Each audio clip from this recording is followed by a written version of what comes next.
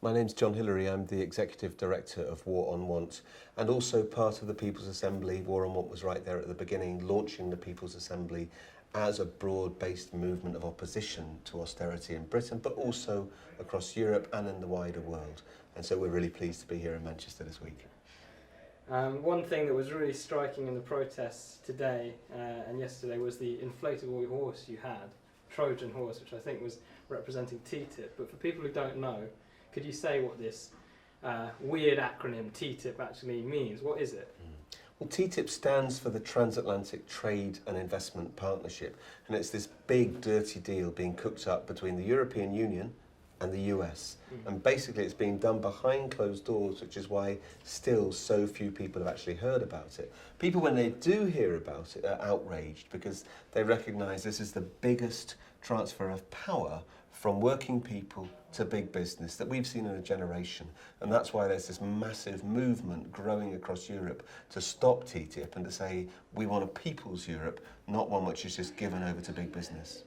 Well, austerity and TTIP are two sides of the same coin. They're absolutely part of the same political ideology, which says that everything has to be done in favour of capital, and the rights and the interests and the needs of ordinary working people come nowhere. The idea particularly around TTIP is that if you took a look at the privatisations of public services that we've seen in Britain, whether it be health, water, rail, you name it, if you put them into a trade agreement like TTIP, they're forever.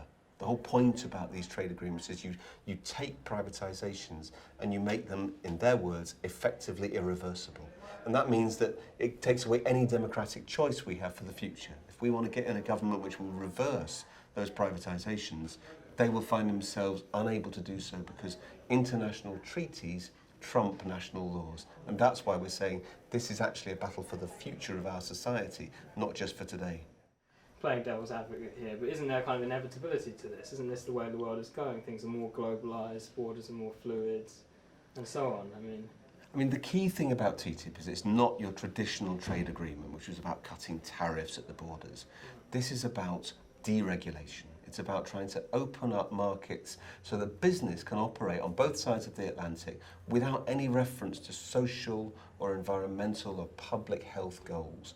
And that is the disembedding of capital from any form of social control. It's freeing capital, but at the expense of everybody else. And that's profoundly unpopular. That's why we've seen 3 million people come up and sign a European Citizens Initiative against TTIP. That's the largest number ever in Europe behind a petition like this.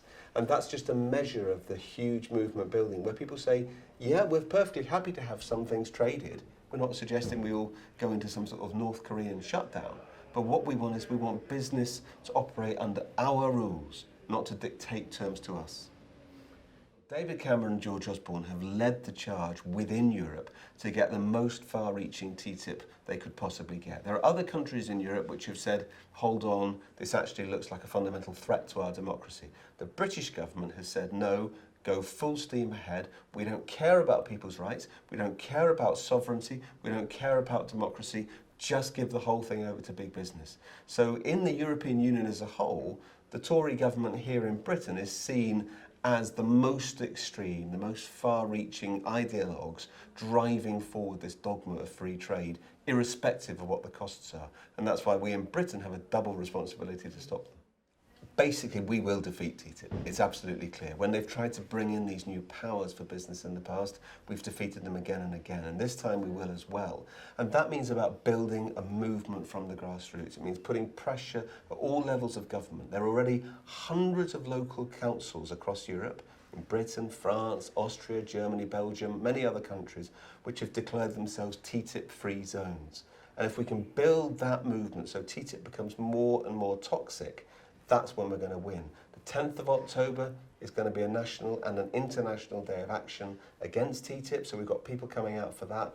Each one of these builds on the last. And importantly as well, we've also now got more and more businesses coming out against TTIP, because the small and the medium-sized businesses, which were never part of this equation to begin with, they're also recognising it's going to be bad for them and bad for jobs. So the movement is building. We will definitely win, but we need to stand together in a movement to be able to make sure we win.